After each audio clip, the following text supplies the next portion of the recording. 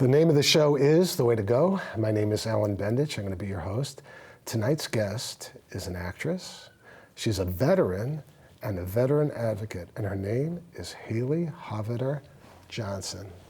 Welcome to the show. Nice. Thank you for having me. That's great to have you here. It was a pleasure working with you on Candyland. That was fun. Yes, thank you for having me. It was really an amazing experience. Yeah, with no script. Yeah, pretty intense though. But yeah. But we got it done. But you know, some environmental factors made it a little bit more difficult than I would have liked. But we plowed through. Yeah.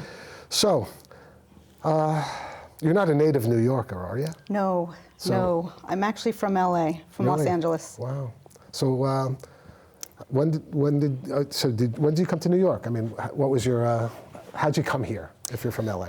Well, lived in LA till right before high school. So right. My parents moved from Pasadena right. to the sticks of Arizona. Oh my God. Right before high school. Did you like that move? Or? No, I absolutely did not, and I completely rebelled because I was uprooted. How old were you when you left? How old were you? I was 13. Oh, wow, so you had like all your friends. So you probably had tons of friends. Yes. In LA. Yes. And you were close to the city. I mean, that are LA, still there in Sierra Madre, right. where I'm from. You know, they're still there. Wow. So when you grow up so close with people, right. and then get uprooted. My sister passed away. Oh, I'm sorry. So my parents, it was too hard for them. Right. So we moved to Arizona, where my mom is from. Was it just the two of you and your sister, or? Yes. Okay. Yeah. So when we moved to Arizona, yes. It was very traumatic for me because I had to start over with, you know, you're starting high school, right. not knowing anybody. And were kids like mean and stuff like that, or was it? Or you was know, it's really interesting because I was the minority in Pasadena schools. Wow. We didn't have a high school and a junior high in Sierra Madre where I lived. Right. So we got bused into Pasadena schools. So we were the rich white kids coming into, right. a minority. So we got picked on a lot. Right. So we went through a lot there. But when I moved to Arizona, right. all of a sudden now I'm living with a bunch of rich white kids. So right. it was a really hard transition for me. Right. I would have rather been back in LA. Because you were used to it. That's what I was used to. Right. That's, so it was a hard adjustment for me. Right. Yeah. So so you stayed there until about how old were you when you decided to make the move to New York or whatever? Well, it's very interesting. I actually was on the Phoenix VA wait list. Oh, that whole right. scandal, 6 God. months wait for me. And so I had been to New York during Hurricane Sandy, actually. Right. I was here for about 7 months. And right. then when I went back to Phoenix, that's when all of a sudden I was on this wait list. And I just decided, you know what, New York has such amazing veteran benefits right. and services for veterans, so I decided to come here. So when you were in Arizona, is that when you joined the service? Yes. Right. Yes, I actually, when I went through my boot camp, I departed from Colorado Springs at the time. And which service were you in? Navy. Wow. I was in the Navy. I actually went into the military with the hopes and dreams to become a lawyer, actually. Oh, wow. Back then, that's what I thought I wanted to do. Right. And then when I went into the military, they made me be a police. Wow. They didn't make me, but I mean, that was what was offered to me. Right. So it's one of those things where when they offer you something of that caliber, it was like, if you don't pass this, you're going to be chip and paint. Right. Right. So that would never have been my choice. But you really had no choice. Right. So when you outweigh the two, and right. then most of the girls that were going through this training, we were 19 years old, right. we didn't know any better. Yeah. Most of the girls were dropping out left and right. So right. then it was even more like, you've got to pass this. I mean, we were running 10 miles a day. I mean, it was pretty intense. It was pretty intense. Wow. Yeah. So then I got stationed to Japan. A cousin of mine was in the Navy, and he learned how to use like electronics and stuff. And now he works at like concerts with a bunch of other Navy guys. They make it's like, I guess people in the Navy, or at least some people in the Navy, become really close and like lifelong friends. Did you experience that when you were in the Navy? Yeah, I still keep in touch with some of my military friends. In fact, they were planning a reunion. I don't know, I haven't kept up on it, but they're trying to plan a reunion back in Japan. So did you have a good experience if you look back at the... No, I did not. I was assaulted. I was injured in the military, and then when I got out of the military, I actually had my daughter at Luke Air Force Base, but because it was Easter, they left me there in labor after my water broke, 44 hours. Oh my God. So my daughter experienced injuries. I mean, she was in intensive care 10 days. She had to be air evac. I mean, it was horrific. So I just had a really, really bad experience in the military. I mean, crazy stuff, like they accused me of treason. Oh my God. Like they wanted to intimidate. It was to intimidate, right. It's crazy. Yeah, so some crazy stuff. But, you know, that's why I advocate for veterans now, because when I was in labor, literally tortured on my own soil, they lost the file. I mean, now this was 21 years ago, and they're still losing files. So that's why I sit on the Manhattan Advocacy Council at the Manhattan VA, because these stories, I hear them all the time, you know, and it makes me angry that this stuff is still happening. You know? So did this impact you, these experiences impact you in your acting and your play? You're also a playwright, right? Yes, I actually wrote a play about my military birth. Wow. And had it directed and had somebody play me. What was it like watching that play? It was very hard, and actually to save the play, I wasn't planning on being in the play, but I ended up having to be the nurse who tortured me. Oh my God. Which was really, it was actually very therapeutic, actually. But I did pull her back out in rehearsal. I mean, that's how, because I had to play the woman who tortured me, and that's literally like what she was doing. And in rehearsal, she's like, no, we can do this. You pull my back out. No, well, I could appreciate actors, you know, taking it to making it real. You know what I mean? So that's not a bad thing, I think. Yeah. But you don't want to hurt anybody. But at the same time, you were in that part, right? Right. But what I did learn from just that one performance was it wasn't necessarily that midwife's fault. And all these years, like, I think I had so much anger towards the midwife, and it wasn't her fault that they lost my file. You know, did all this other stuff. So I did have some compassion for the nurse once I had to play the nurse, but that was not the plan for me to have to play the woman who tortured me. But you're a survivor, right? Yes, yes. Have you helped people who are in bad shape also as an advocate? I mean, I have actually. The way I got started in acting was I saw an ad at the Manhattan VA for an acting class using Shakespeare to overcome your traumas of war. Oh my God. And I thought, you know, I've always felt like my life has been a movie, so maybe I need to just understand the back side of things so I can write my story. And I took this class and using Shakespeare, and the very first time I read Shakespeare, the way that I was taught to read it from my mentor who created this program, and he said to take that experience from the military and put it into your monologue when you're reading it. And I literally made the windows rattle. Wow.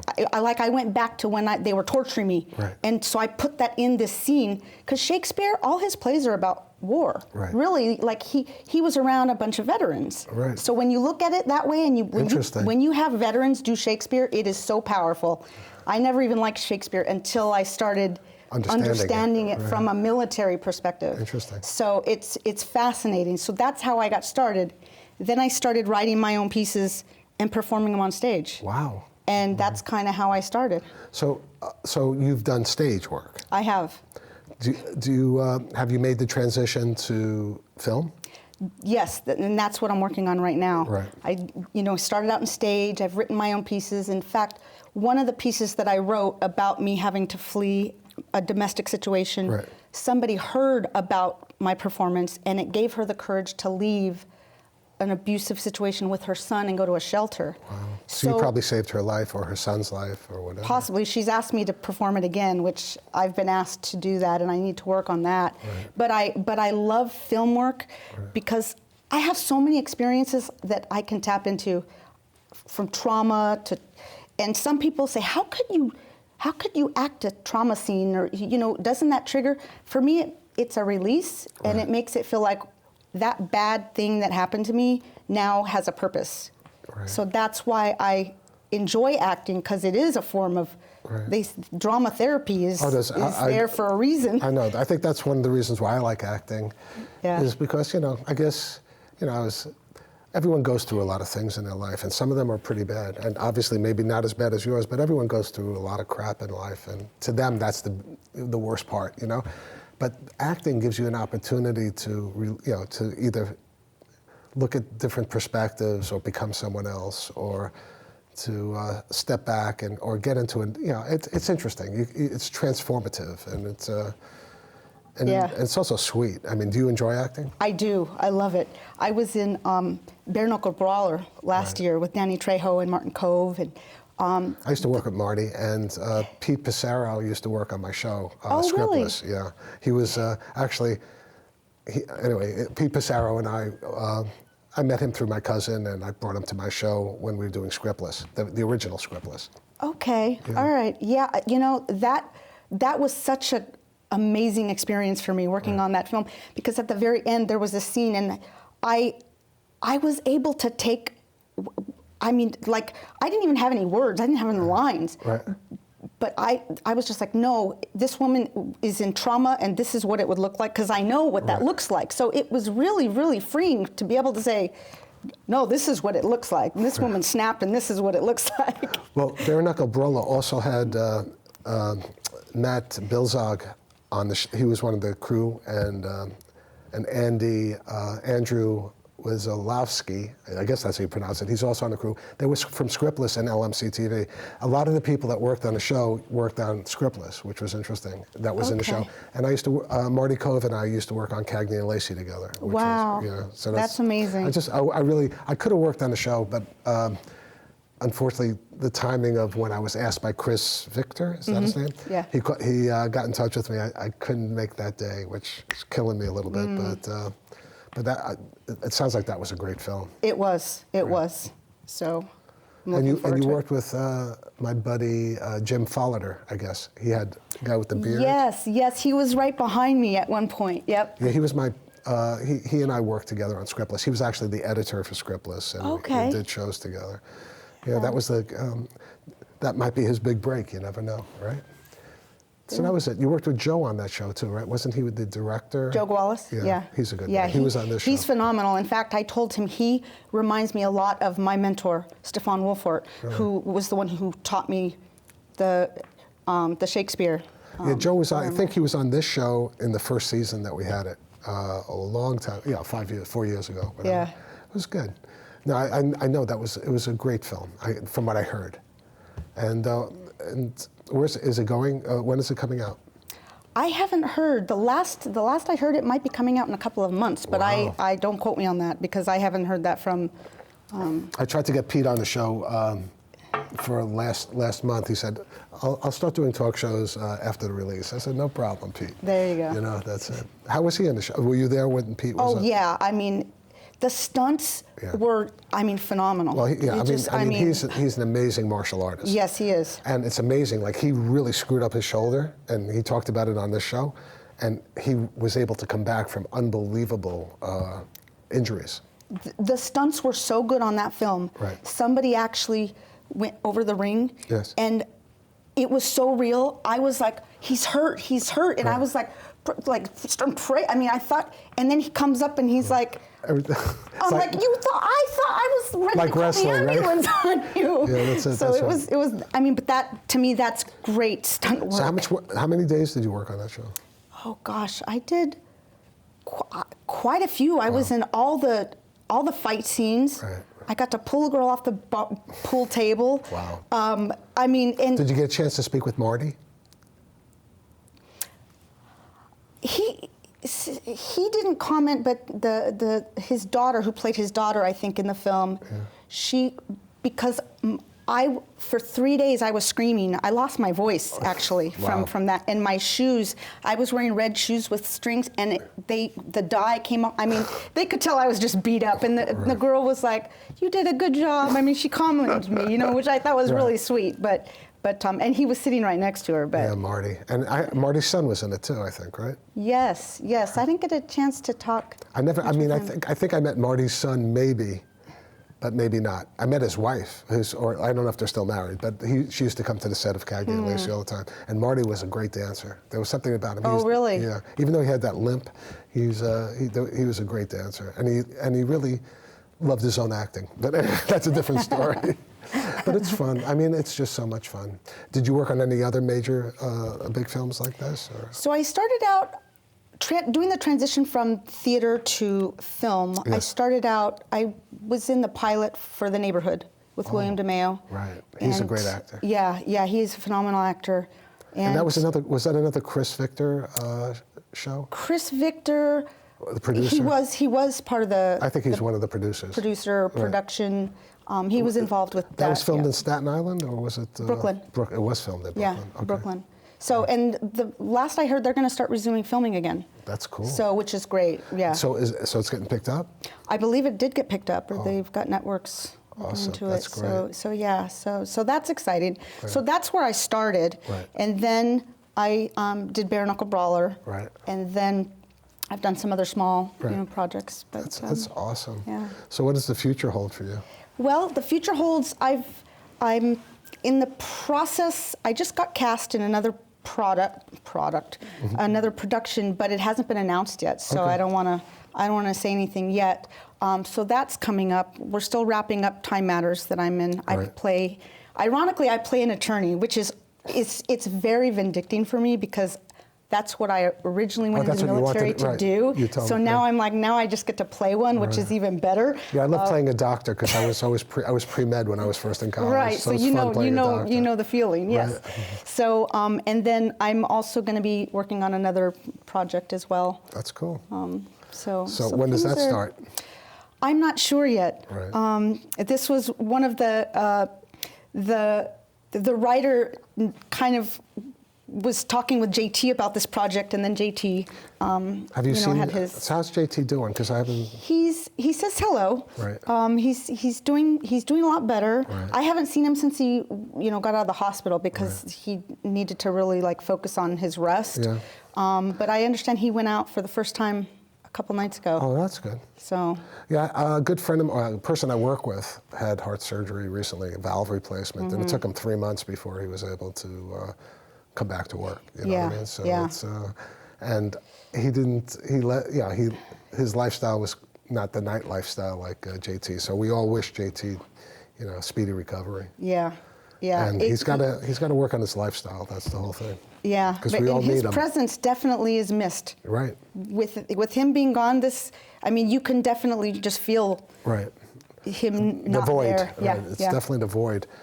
Even though I don't hang out in the places that he hangs out, I still feel I feel his absence. I'll put it that way.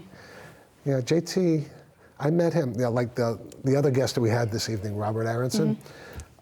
We had both worked on this movie called Purification. That was the first movie that we worked on with this guy Joe Simonera that we were talking about earlier. I hope you don't mind me bringing up.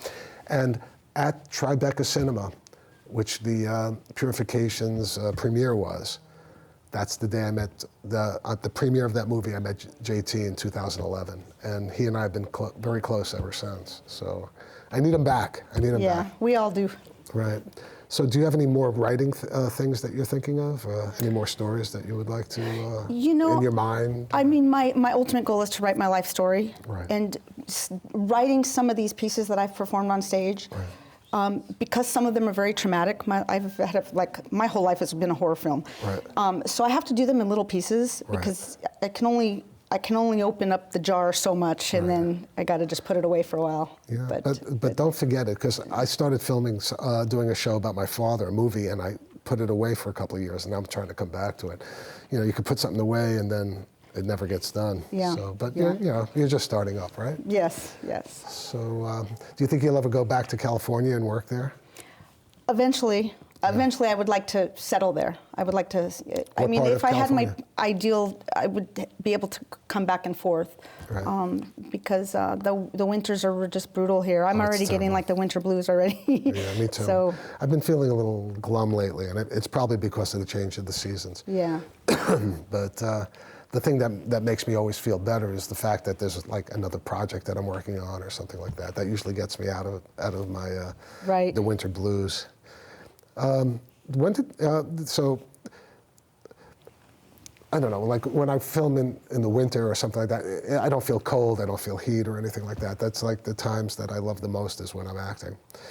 So, what are you doing writing at this point at all, or? I do some writing, Right. and I used to be involved with, which we're trying to pick back up. I think we might actually meet tomorrow evening, my veteran acting group. Right. We had a writing So how many people are in the group?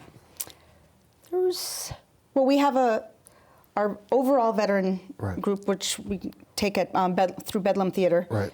Which is all veterans. And they're all veteran All actors? veteran acting, yeah, at the Wow. Sheen Center. They give us a free acting class, and it's amazing. And then we also branched off, and we have just our female veteran group. So does the acting class produce shows and then you see the shows, or is it just a class? That's the goal. Right. The problem that they run into is that with theater, you know, you have to have everybody union Right. to get the funding, and if not, then they have to, you know, because it's through Bedlam Theater. And so that's one of the hurdles, but I know that that's something that they do want to do, is put together an all-veteran theater performance, And whether it they is- find the funding separately or... Do you have any veterans that are disabled at all in the group, or? Some of them, yeah. Right. So do they? It must be a liberating feeling acting. It is. It is. We had one veteran who read his story, and he's been waiting like 50 years to share the story. 30 or 50. I mean, you could just feel the weight after he read it. Right. I mean, like he was in tears, but it was, you know, these are true stories Right. that veterans are keeping in, and so this community that we've built is allowing them to share their stories with people who get it. Right. I guess the suicide rate for veterans is really high. I mean, 22 at least a day. Wow. Yeah. Every day? Yeah, every day. Every day. In fact, that was the key factor for me deciding I'm coming back to New York, when I was told in a classroom setting, it's going to be 6 months for you to, you know, for therapy, Right. to talk to someone. And as they're telling me this, there's a man, he was like 70, veteran, with the Bible in his hands, Right. and he literally told the doctor, I want to kill myself. And I've never heard anybody actually say it. Right. And the doctor just said, how? And he actually told him how. So what? I mean, I don't understand it because I'm not a veteran. I mean, I get blue and all this stuff. But what is it? What is the thing that drives? I mean, I'm sure it's different things for different people, but what is the common denominator that drives these veterans to suicide? Do you know? I mean, did they talk about it? You know, that's an interesting question, and I don't know. I don't know what the answer to that is. Right. I know that a lot of them suffer from guilt. Right, because the other people died. Why? Being alive, right? Yes, a lot of them do. Right. A lot of them feel like they should have been the one. Why did the others have to go? But what I learned from What they've seen, about you know? veterans and all, or at least war and stuff like that, I either heard from my father or I've seen on 60 Minutes, and I guess there's also this issue about concussions and things like that, the brain injuries that is that something also that might be playing a part in it, or? Yeah, I met a veteran at the Phoenix VA, and he had a TBI. He was 10 trucks in when the bomb went off, and Right. he got a concussion, but they waited so long for him to get the testing Right. that it actually turned into schizophrenia, and the schizophrenia was telling him to kill his newborn son. And it really opened my eyes. Like these things can manifest Right. into bigger issues if Yeah. you don't get them treated. Right. And they're talking about like almost all veterans now from like the Iraqi wars and all these other ones that, I mean, where they, or wherever, you know, they're all coming back with some sort of concussion issue or some brain issues from just the various bombs that they've. Yeah, yeah. I mean, it's just so terrible. Yeah. So you're doing God's work, right? I mean, I'd like to think so. Right. But, and how did the veterans respond to your help and your advocacy? I mean, it's a family, right? I mean, it's. It is. Right. It is a family. And you know, when I share some of the things that I've shared are so personal, and it's not easy to do. Right. But I've gotten feedback that that's very brave. You know, I mean, I was sexually assaulted, and so I've done some work with Human Rights Watch, because it's gone all the way to the United Nations. But for security reasons, I'm actually in there as an alias because of retaliation. I mean, the stuff is real. I know. Well, I think also with all the stuff that's going on with Brett Kavanaugh and all this other stuff, I mean, the attention of the amount of sexual harassment and sexual violence is unbelievable. They say, what is it, like two out of 5 women are like sexually assaulted in the United States. I mean, the last number I saw was like 1 out of 4, but now they're saying that's even higher. Right, it's crazy. So. I just saw this, I think it was last night, because of all the attention that Brett Kavanaugh is bringing to the table. So it's a tough place, I guess, being in the military too, when you're with all these guys and no one's watching, whatever. Right. Yeah. It's a tough deal. I don't know. I'm happy I didn't have to go to the military. I know my parents are happy I didn't have to go to the military, but I'm also happy that people did go to the military. You know what I mean? To protect. So. Yeah. Yeah. I mean, it's a sacrifice that. And it's always someone else. And that's the thing. It's. From my vantage point, it was always someone else's sacrifice. But my father enlisted for World War II, so it's interesting. Different people have different, and my father also did not want his children to go to war. That was the one thing, because he experienced it. So, and I feel the same way. Right. Yeah.